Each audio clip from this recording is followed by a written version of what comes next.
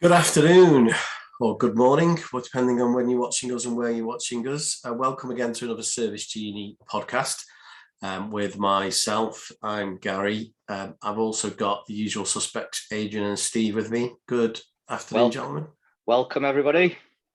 It's probably we should probably make our excuses first and say apologies if we seem a bit giddy, because it's happen to be recording it, if you're not watching it live, on pretty much the hottest day of the year. So we've all been sweltering in the heat and commenting on the temperature outside. I, for one, Steve, considered doing this sat in my paddling pool. Don't know about you.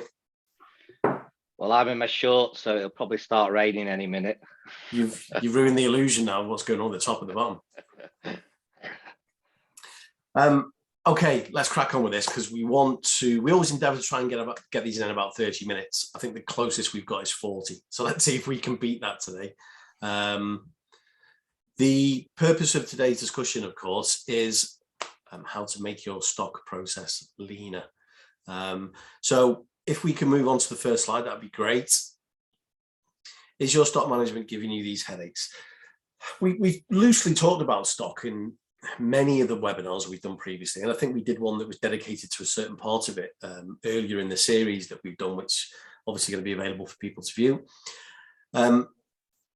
Is this, I'll give you my view on it, and then I'd be interested to get your view on it as well, both of you. Is the issue I find when speaking to people about stock management is either there isn't really any stock management because it's too difficult, like as in people find it too difficult,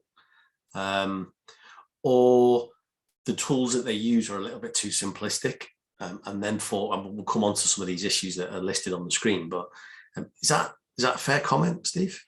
I think, yeah, I come across, I suppose, with my meetings, a couple of different scenarios very often. So one is the stock's in a big mess in the warehouse, which is too much of a big job to get organized, so people keep on leaving it and do nothing about it. And the other scenario I come across quite often is a deal with manufacturing companies who have, big service organizations. They have stock management in place, but it's very much focused on manufacturing and not on service. Yeah. So there's sort of a gap or a hole there, that typically needs addressing. Hey, you've been doing this for, we talked about the other day, 17 years, did you say? 18 years in August. Besides the fact that you clearly don't look old enough. Is that true in all that time? Is the issue around stock, has it changed much? Well, I think it has. It is obviously pivotal to delivering a quality service to the customers, isn't it? Because it touches so many areas of the business, and obviously it has a big impact on first time fix, along with a lot of other things, which is something we do talk a lot about in these webinars. But it's always, I think it always has been, and it always will be fundamental to people being able to deliver quality service to their customers. So it is really important to have a good overview of what stock you have, where it's come from, and where you can best place that resource. In that time, is it too simplistic to say that 15 years ago, 10 years ago, people were holding much more stock, and that people have moved to this more of a just-in-time approach? Is that the evolution that we've seen? I can jump in on that point. I think that might have been the case, but with all the chaos that's happening in the supply chains and the economy at the moment, I think people maybe are having been pushed back to maybe holding more and more stock, because it's just the lead times on parts. Even the variation of prices. There's prices tend to be going not one way, but they seem, we have customers saying that their price lists are getting revised from the suppliers, once a month or a couple of months, and they're having to check every time the price before they purchase things, because there's such a flux in the market at the moment. Just in time. I was just going to say, I think you bang on what you say. That just-in-time approach relies on certainty to a degree, doesn't it? Of price, of turnaround time, or lead time, of delivery. It needs to be precise, doesn't it? Whereas if you don't have that, if you don't have those guarantees, actually suddenly it doesn't look like a good bet, does it?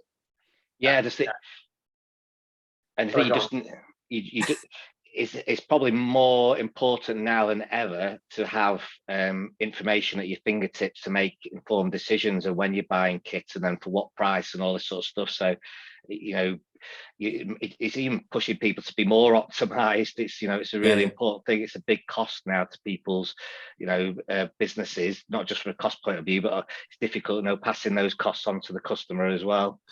So, okay, going back to the slide, these are just some illustrations of the consequences. So they're not going to be news to anybody. People who are living and breathing this day in, day out are going to know this, but these are the things that people tell us. So a very common one is excess stock. So they carry too much of it, which links to some others on here, such as excess stock leads to poor cash flow because too much of the cash flow is tied up in the stock. They have too many slow moving items, again, in that excess stock, so it's stuck there forever. A lot of companies now have expiration dates on parts. So stock parts are going out of date, and therefore even the stock valuation, if they have any idea of it, isn't accurate because they're carrying parts that are out of date and they don't know it. Not enough stock is the opposite problem, which we just described, isn't it? And that has a negative impact on first time fix rates. So if you haven't got enough stock to fulfill your commitments, then actually you potentially can't do your planned maintenance visits on time, because when you go to do them, you realize you don't have the right parts. And if it's reactive work, actually you can't turn up. You're going to reduce the possibility of hitting a specific first time fix rate or an SLA because you don't have the parts on the engineer's van to go and complete it first time. They're all self-evident and pretty obvious. Anything else you guys want to add to that? There's one that I come across regularly as well, and recently, so it sticks in my mind, is get a delay in, obviously your engineers are on the front line fixing stuff, and they might turn up to a repair, something's broken, needs fixing, so you don't exactly know what parts you're going to need. Turn up to site and then they need a part. They put it either through paperwork or they have to send an email back to the office or share photographs via WhatsApp, and there's delay. That having that part request as such, getting back to the office and actually ordered, so that delay can cause issues for the customer who are expecting things to be fixed and parts aren't there on time and so on. So it's the communication with the front line out in the field, which often can have an impact on stock and getting the right part at the right time. Yeah, I think probably the only one that we've missed off is the on the right hand side, no audit trail when parts go missing. That's specifically because it's quite common for parts to get moved around. So there's the simplistic process of you order the part in, it arrives in the depot, and then you hand it over to an engineer who goes and installs it on site. But quite commonly parts are moved around, aren't they, from depot to depot, or they're delivered direct to site or delivered direct to an engineer's home address, or they're swapped on the M6 services between engineers. Actually, that audit trail of where parts are and parts that they thought they had that they don't seem to have, that's an important part of it as well. And some companies have a handle on the fact that that is a problem, and some just seem to ignore it. Is that fair? Yeah, and I think that the important point there is because there's so many variations of possibilities of where the stock can go, it's having that information in real time as well. So the office, even though there's a lot of those changes might be going out in the field, but the office has visibility of them, you know, in real time. So it's definitely an important point, that, Gary. Okay, let's move on to the next slide, if you don't mind. So as we usually do with this structure, let's look at the kind of flip side of that, as what can some of the things that we can gain from making improvements there. Some of the things we touched on. So definitely improve the first time fix rate, which as a consequence has happier customers.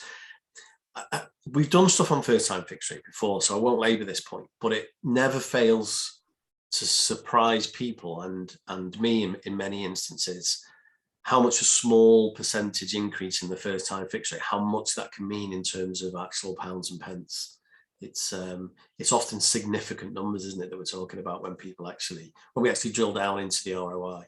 Yes, saving fuel, which is ever increasing, so you don't have to go to site twice, you know, missing out on billable hours, you know, this sort of stuff. So, you know, penalties, yeah, so it can quite snowball into some quite large numbers when you multiply it over a number of engineers. Yeah. they don't really appreciate the depth of that, do they? You know, they think, okay, we didn't fix it first time, but because they don't have visibility of what's going on in the business, they don't actually see where they're losing money.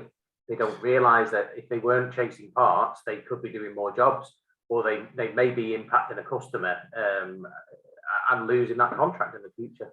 It's a really key metric that service-led businesses should track, but it's most service-led businesses that we speak to, if we said to them, what is your first time fix rate, they wouldn't know. It would be a guess, wouldn't it? Yeah, definitely. Smaller stock holding meaning better cash flow is a straightforward one. I guess what we're kind of pitching for here is a hybrid between those two extremes that we talked about. So the just-in-time approach with very, very minimal stock, because you have clarity and certainty about delivery times and cost prices, or holding volumes of stock that eat up cash flow and have lots of slow-moving items. What we're actually pitching for is somewhere in between, aren't we? And saying, actually, you can get the best of both worlds. Next one's really important. We touched on it briefly. Better capacity planning for preventative maintenance, planned maintenance. This is something that we talk about a lot as well, isn't it? This is, people know it's about actually being able to pull that information, that data together, isn't it? So people know what their commitment is somewhere on some level. They know what their commitment is in terms of the amount of maintenance or planned maintenance, preventative maintenance visits they've got to do over whatever the contract terms they run on. So most companies now somewhere will have the information that says this is your commitment in terms of those visits till the end of this year, for example. What they also know is the parts that are associated with doing those services. What they can't do is pull that information together in an easy to view format to say, right, I know what the commitment is in terms of visits, hours, and in this context, parts. That's a fair summary, isn't it? Absolutely, yeah. I think it is, yeah. And visibility is a big one as well. In there, it's got visibility parts in locations, not duplicating purchases. If I had £1 for every time I heard this, I probably would actually be outside in the paddling pool because I wouldn't need to work. This is people buying parts that they already have, but they don't know they've got them. As ridiculous as that sounds, we hear it constantly, don't we? Yeah, there's a couple of angles to that as well. I mean, again, I've sat with companies where they said they needed a particular part for an old piece of equipment. It was a very expensive part. Took them ages to source. It was expensive to buy. They installed it the week after. They did a clear out of the warehouse, and they found the exact same part sat on the shelf buried beneath boxes. That's I mean, and that probably happens more often than people would want to admit.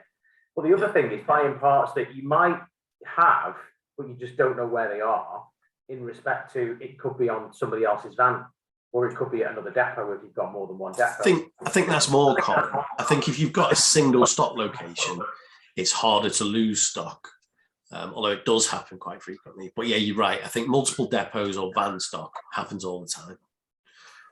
Okay, great. Well, I think probably what we're going to do now, as we like to do in these sessions, is we're going to show people a bit of the software so that we can try and offer a solution and say, look, you know, there are tools out there that can help you with this stuff. So it's going to be a high level overview, I guess, Steve, again. So we've got 15 minutes, I guess, to try and get it into the half hour. So over to you. Yeah, I guess if I skirt over or go quickly through something, then please contact me after this webinar if you want some more information. And there's lots of other webinars which tie into the topic today. So if you've joined us previously, this screen may be familiar to you. So this is my sort of cockpit of the business, giving me access to the programs, the key performance indicators that I need to know to do my job role. So we've already talked about how important first time fixes and getting a grasp of how much money we've got tied up in work in progress for parts as an example.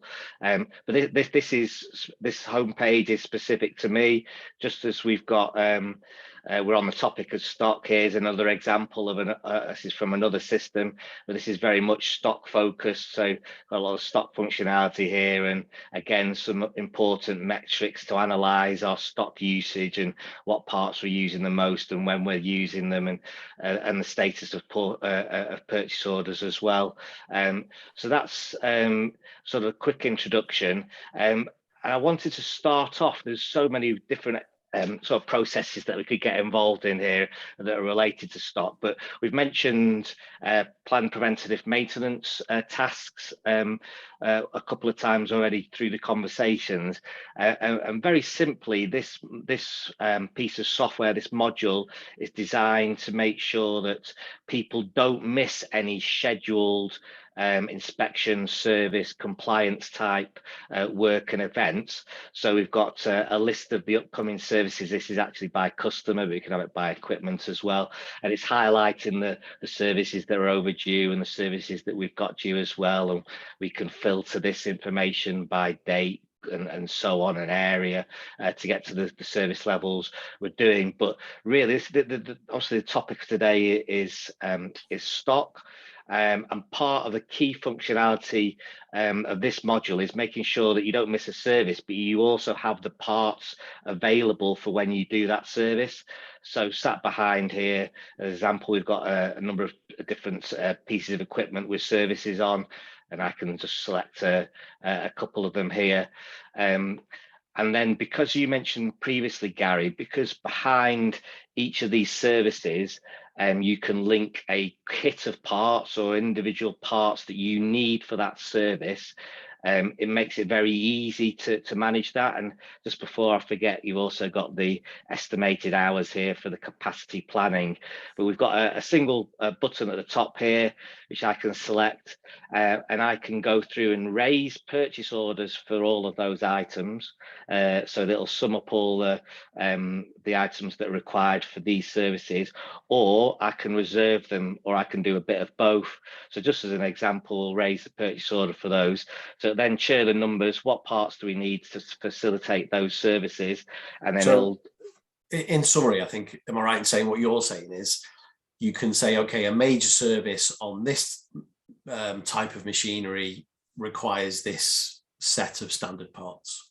Exactly So that. What we're doing there is, over all of those, the system going away and saying, for all of these different types of services in this time period, these are the standard parts that you need.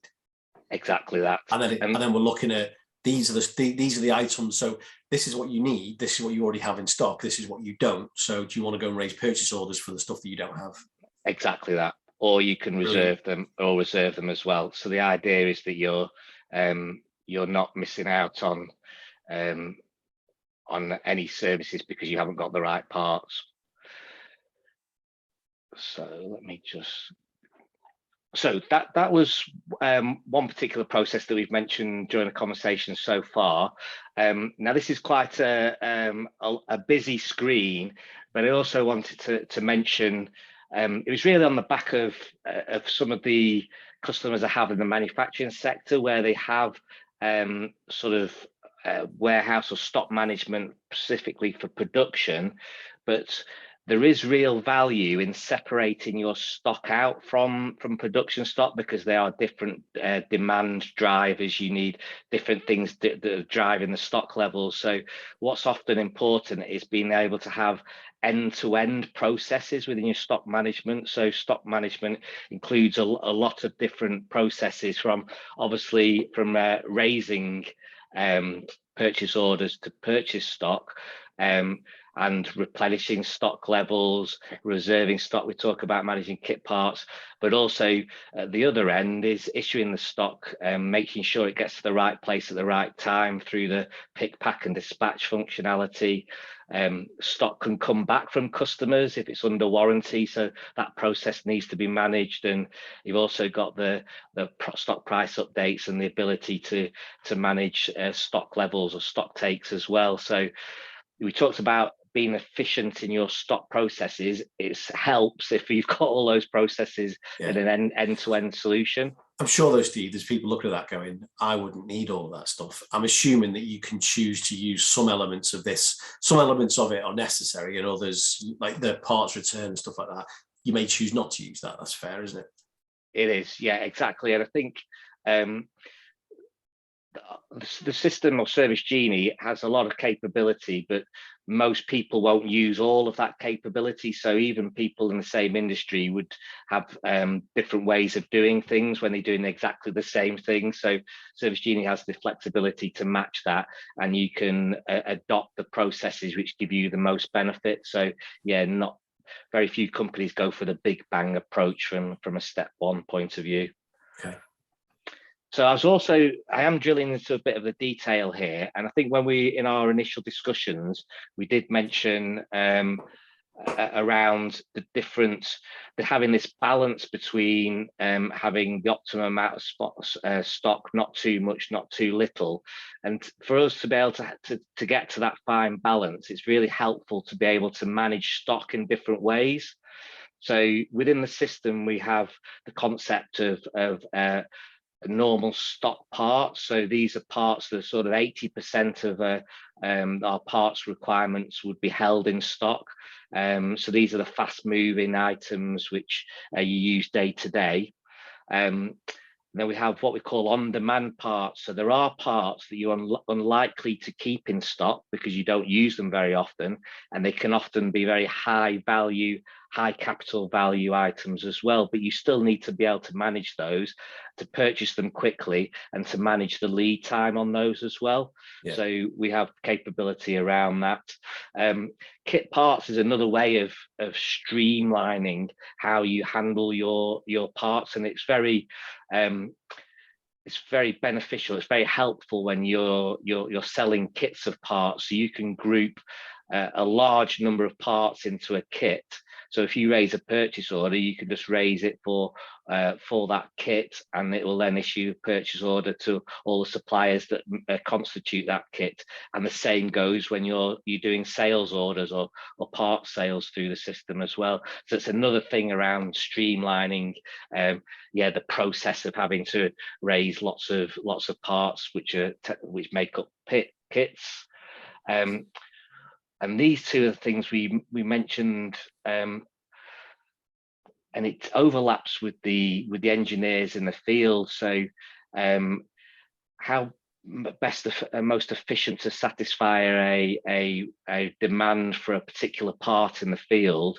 The engineer can raise a parts request on his or her mobile, make the office aware through this notification. And then they can make decisions on where the best place is to satisfy that request. So, they can identify very quickly where they've got the parts on hand, what's on order, if they're on hand at another location. So then they can start, optimizing which part gets sent to that engineer. Same applies with reservations.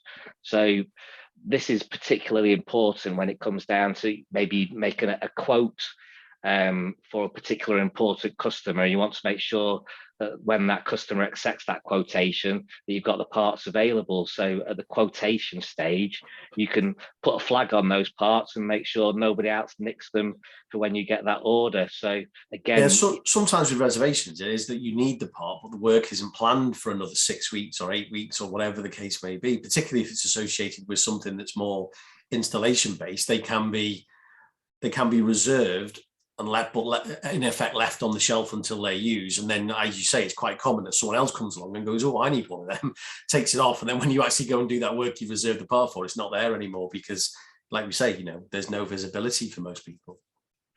Absolutely. And then the final part of the process, or can be the final part, is making sure that you get it out of your warehouse to where it needs to be as quickly and as efficiently as possible. You're using the lowest cost carrier and getting it there on time for the engineer to do the work. So we've got processes which manage that, getting it out of the warehouse and packing it and dispatching it in the key bay there. So all of those processes can be managed from this sort of cockpit for a stock controller or a job controller here. We've also got a list of all the stock parts that we've got within the business here, what their description is, location.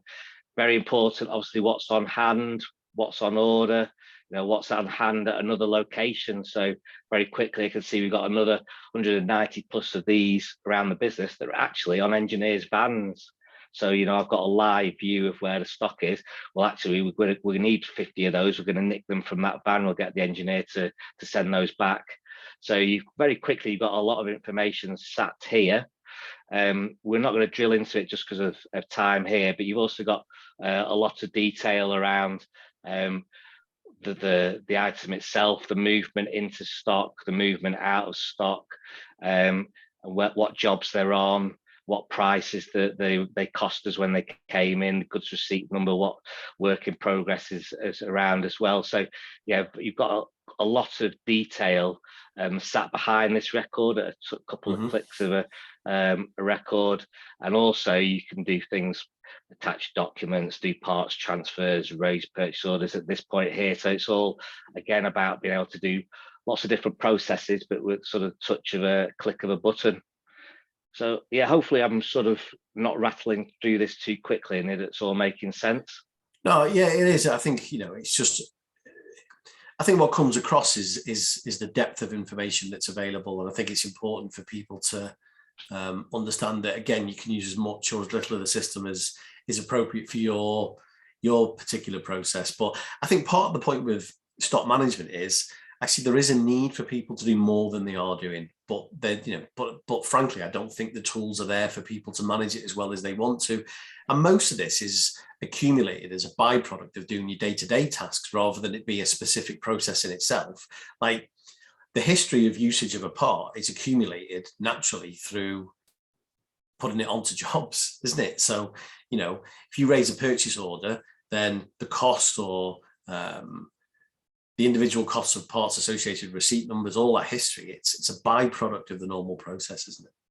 It is, and it's often very important for compliance and for something goes wrong, of understanding where parts have been and which supplier and what cost they were bought and where they've come from and so on. So yeah, having that traceability is very important in certain industries as well. So what we got here?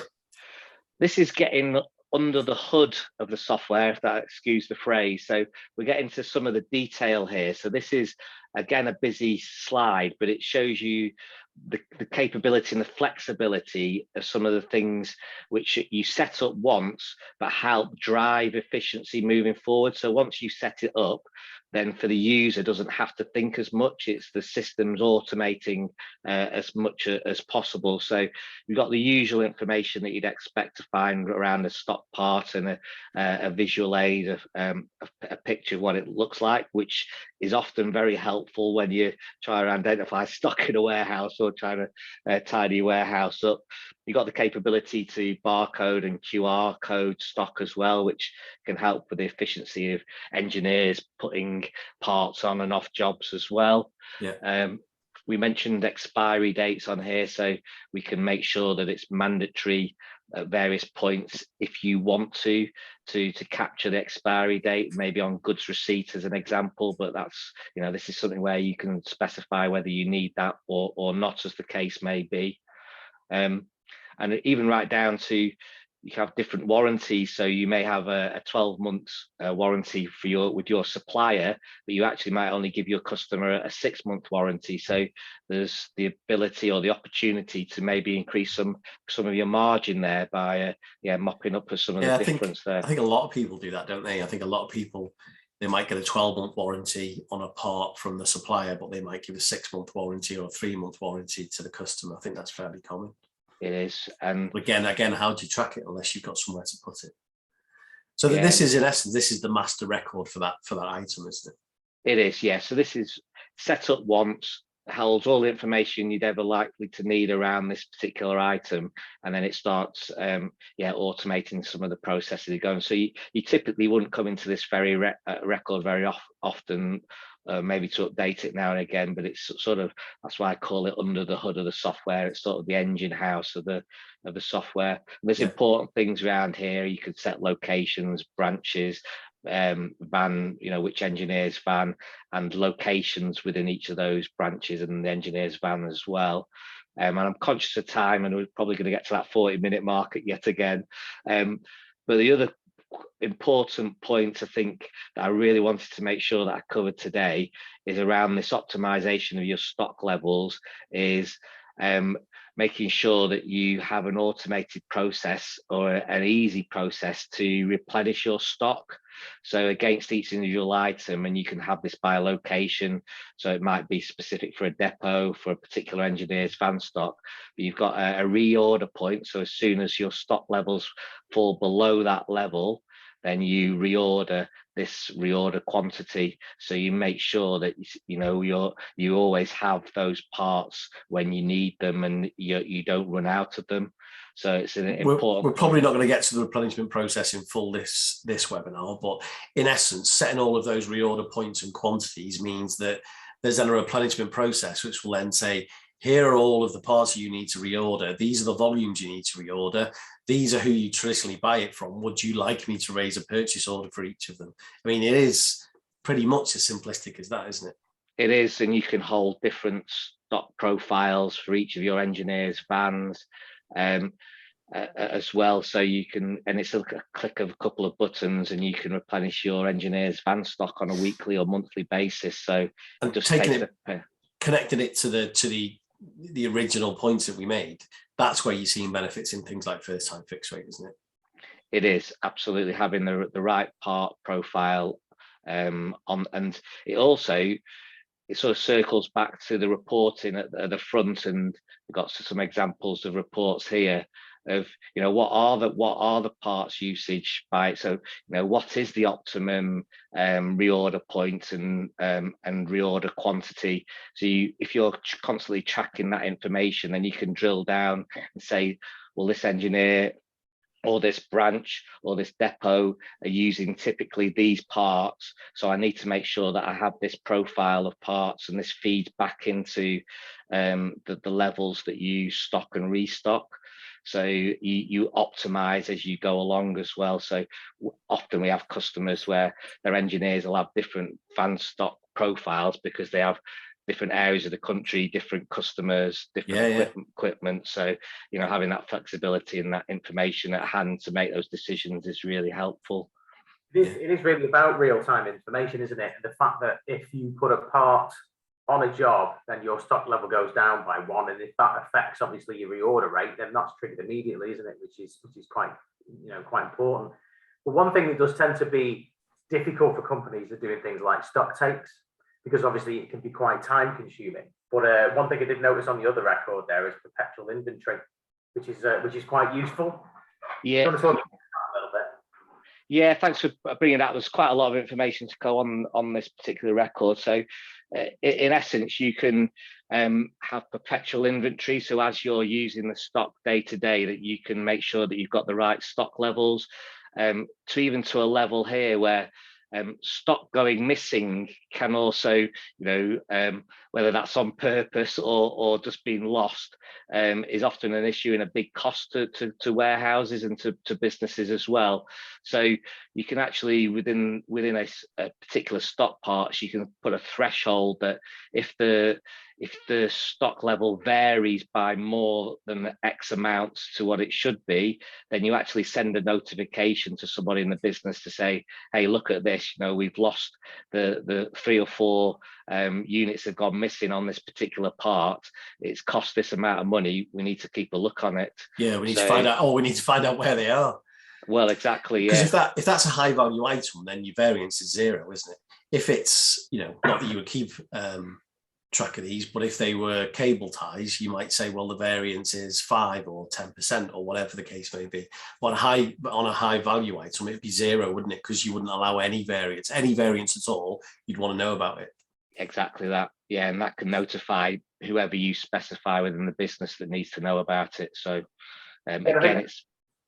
As I say again, I think with the benefit of having live data is obviously that you're getting this information in real time, and I think the benefit of having perpetual inventory and how that works, it is giving you, you know, it's certainly giving you an updated stock level based on your faster moving items and how often you use those, because the way that works obviously is if somebody picks a stock part for a job on a pick list or for a job, it not only says how many are you taking, but it's asking how many's left in that bin.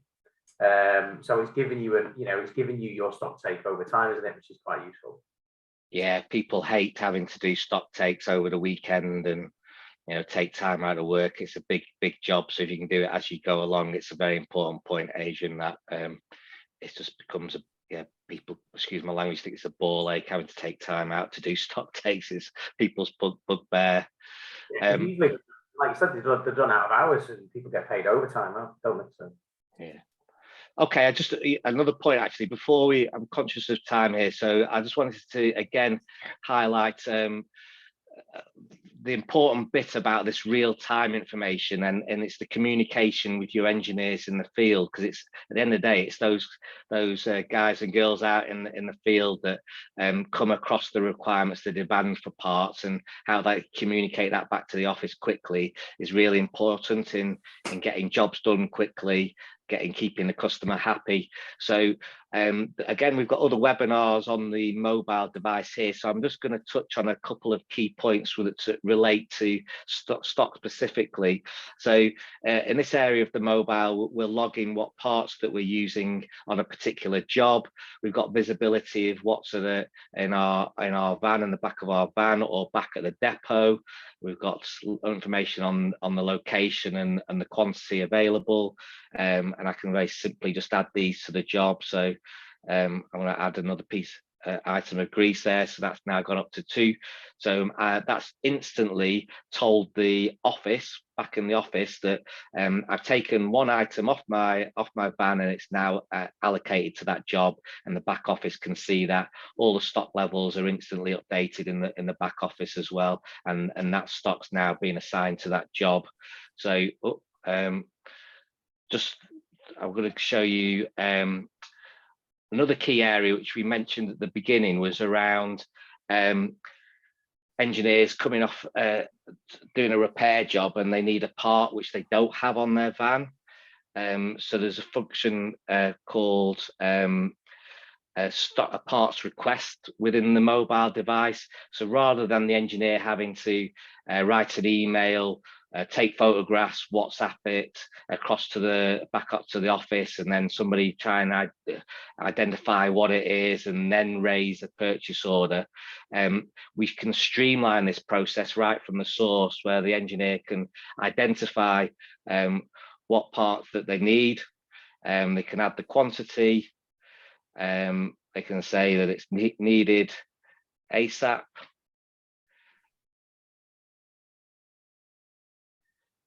And this is automatically, and then press a button. They can add photographs if they wanted to, but that now has automatically gone back to the office. So that'll notify somebody in the office through the notifications tab that there's a request for a part here. And that process, we're not going to follow it through all today, but that process now is telling me that your request for a part has now been raised. I can see some above here that the request for a part has been received. Somewhere there is items where it's one right at the top. Yeah, we've got one mounted here. Wall controller for job has been accepted. Wall mounted controller. We've got one accepted, and it'll even notify you that the part's been goods received as well. So just to summarise that, Steve, what we're saying is the engineer's on site, identifies that a part's required for that job. So when he's in the job, he does the part request, which associates it with all the detail, sends the information to the back office, which pushes a notification to somebody that you've said, part requests go to this person or these people. They receive the part request, and they then could simply say, yeah, that's fine, accept it, and it will either allocate a part, or you could raise a purchase order for a part, and there's a process behind that. But you're right, what it's doing is it's tying all of that together, isn't it? it's tying that all together. You've got no rekeying of information. You know, it's instant from the live update from a request in the field, notify the office user, and they can be raising the purchase order with the same information flowing all the way through. And that could be in minutes. As soon as the goods come into the depot and their goods received, then the engineer's updated, then they can go and do the job. So it just makes it really slick getting that work done. And I'm really conscious of time. I'm really bad at keeping to time limits here with my demonstrations, but I also wanted to, just on the, you know, we're nearly getting to that 40-minute mark, just on the point that we raised at the beginning around parts are often not just shipped to the depot, but they can be shipped to customers' sites as well, or to now we've got customers where they're actually shipped into boxes in the engineers' vans overnight. So traditionally, people have used the proof of delivery, which is sent electronically from the supplier to the office, as the goods receipt note, and the goods receive the parts into the system. Really, on the that's just like saying that when Hermes deliver something to my house, they leave it on the doorstep, take a photo of it, and say, email it to me and say that's proof of delivery. When I get home, it's no longer on my doorstep. Someone's had it away. Exactly. And so the ability for an engineer to actually goods receive on the mobile, you know, it just gives that extra governance around that process. You know, when a lot of companies are shipping a lot of parts to site, you know, there's bound to be errors involved. So that then makes sure that you're capturing those errors. That was a byproduct of just in time, wasn't it? Is that you know, the process originally was raise a purchase order, it will always arrive at the depot and be received and then dispatched to the engineer. Whereas actually, to improve the speed of that process, it was, well, actually, let's deliver it either straight to the engineer or straight to the job. And what nobody's caught up with is the audit process around capturing that receipt. That's what we're saying, isn't it? If it goes to the depot, you know, most solutions, most pieces of software, most processes will accommodate for capturing the GRM process when it gets to the depot. What they're missing is the GRM process when it's going somewhere else. It is. It's all around making sure you have got the right part and the right quantity, and that it is there. And that's that GRM process. And it's, you know, that audit trail is very important. So having that ability to do it out in the field is a key. I'm pretty confident there'll be a lot of service managers watching this thinking engineers GRNing, fantastic. Yeah, just because they'll be like, well, that's the, you know, it's not the bane of their life, but it'll be a massive problem for them. The fact that, you know, once the part has been allocated or they've asked for it to be delivered, that's it. They just lose sight of it. Really, it does. And the same lack of visibility is what you mentioned, stuck in my mind around, you know, engineers swapping parts on the M6 because, you know, that's the most efficient way to do that. But you need to be able to track those transfers between engineers and locations and make sure that's real time. And there's also the functionality on the mobile, again, for the engineers, nice and simple, press a button and they can transfer the parts between the vans. So you've got that full audit trail as well. So yeah, that's really really all the points in the software that I was looking to sort of cover today. So can you see my screen again now? Yeah, we're back to the last slide. So if you want to just move it on to the final one, then yeah, I guess we're done. Yeah, ran over again, but not surprisingly. I think it was worth it though, because there's the problem with trying to talk around the stock solution that we have, and stock in general, is it can be a really big and unwieldy topic. There's a lot of depth in there, and so it's difficult to get across that level of depth in a short time span. So it only ever was designed to give people a taster of what's possible, and actually, you know, you don't have to live with the process and the frustrations as they are. There are alternatives, there are better ways. Technology has caught up, it's improved the way that you're used to doing it. So that's all really we wanted to bring to people's attention. I think you did that really well today, Steve. So thank you. Thanks for your input as well, as limited as it was. No offense. So that's it for today. If you are watching us live, enjoy the weather and the rest of your Friday afternoon. And for the rest of you, enjoy whatever you're doing, and we'll see you again very shortly on another webinar, I'm sure. Thank you, everybody. See you soon. Till next time. Cheers.